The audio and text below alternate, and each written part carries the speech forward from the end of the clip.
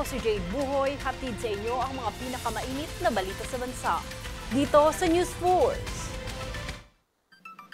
Sa ulo ng mga balita, PHIVOLCS nagbabala sa posibleng minor eruption ng Bulkang Taal. 1,000 pesos monthly allowance at weekly alcohol test ng mga estudyante, fake news. PNP agad na kumilos sa insidente ng bullying sa Basilan. Mga sangkot nasa kustodiya na. MMDA inulunsad na ang text notif feature para sa NCAP violations.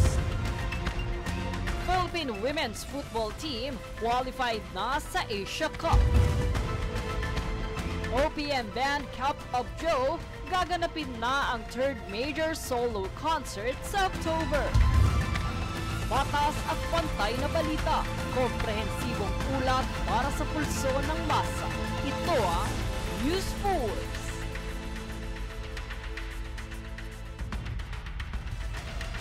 Para sa unang balita, nagbabala ang Philippine Institute of Volcanology and Seismology o PHIVOLCS sa posibleng phreatic o minor phreatic magmatic eruption ng Bulkang Taal bunsod ng pagtaas ng seismic energy nito.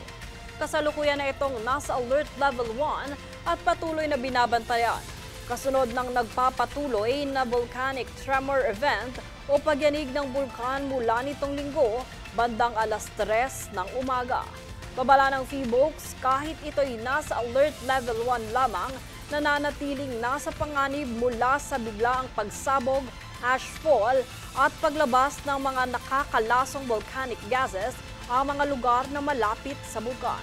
At mahigpit na ipinagbabawal ang pagpasok sa permanent danger zone ng Taal.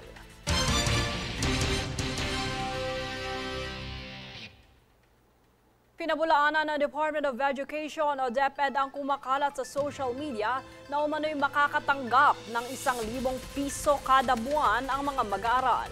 Kasabay nito ay ang kumakalat na required din umano na sumailalim sa weekly alcohol test ang mga junior at senior high school students. Paalala ng DepEd sa publiko, maging maingat at mapagmatsyag sa mga impormasyon na nakikita online.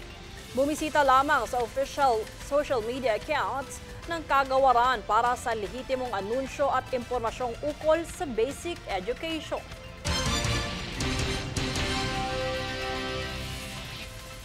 Sa ibang balita, kamakailang ipinakita ng Federation of Filipino-Chinese Chambers of Commerce and Industry Inc. o FFCCCII ang kahalagahan ng pagkakaibigan at pagkakaunawaan sa Pilipinas at China sa kanilang pagdiriwang ng ika-50 anibersaryo ng diplomatikong ugnayan ng dalawang bansa.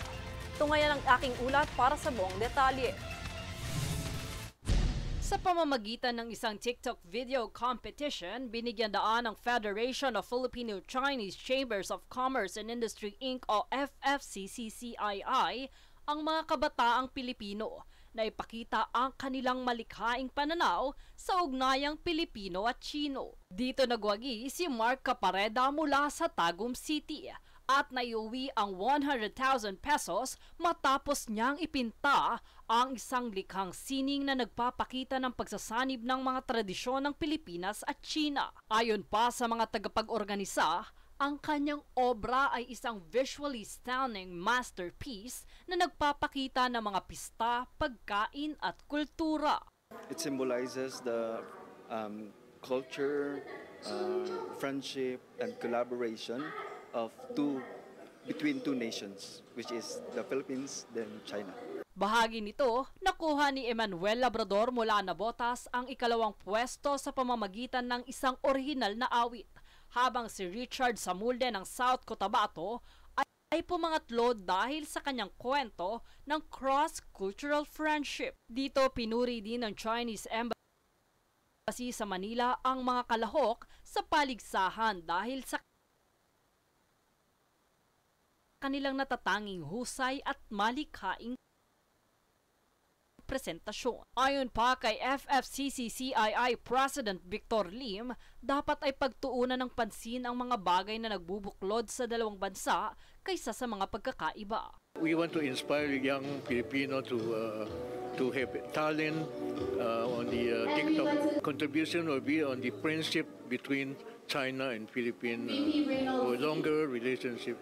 Dagdag pa ni Vice President Reynold C., ang positibong mensahe ng mga kabataan ay patunay ng di matitinag na pagkakaibigan. Samantala, muling maglulunsad ang FFCCCII ng isa pang TikTok video contest sa Setyembre. Natututok naman sa aspetong pang-ekonomiya ng ugnayang Pilipino at Chino. Jade Buhoy, nag-uulat para sa Golden Nation Network. Naharang ng Bureau of Immigration o BI sa NAIA Terminal 1 ang isang 41-year-old na Filipina na pinaghihinalaang biktima ng mail order bride scheme habang kasama ang 52-year-old na Moroccan. Natuklasan ng mga opisyal na peke ang kanilang ipinakitang marriage certificate matapos makita ang maraming inconsistency sa kanilang mga pahayag at dokumento. Agad na inilipat ang dalawa sa Interagency Council Against Trafficking o AYACAT bilang bahagi ng pinaigting na kampanya ng pamahalaan kontra human trafficking.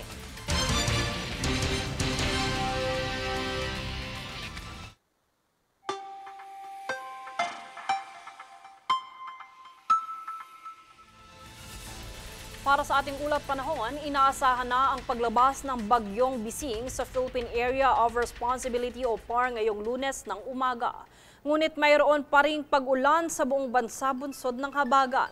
Makakaranas ng maulap na panahon, kalat-kalat na pag-ulan at kulog sa Metro Manila, Cagayan Valley, Cordillera Administrative Region, Calabarzon, Mimaropa, Western Visayas, Negros Island Region, Zamboanga Peninsula, Barm at natitirang bahagi ng Central Luzon, bunsod ng hanging habagat.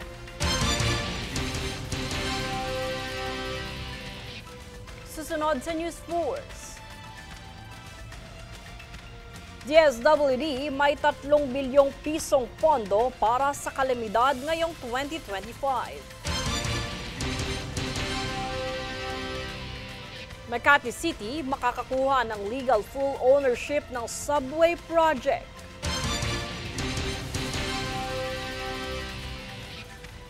PNP agad na kumilos sa insidente ng bullying sa Basilan. Mga sangkot nasa kustodiya na.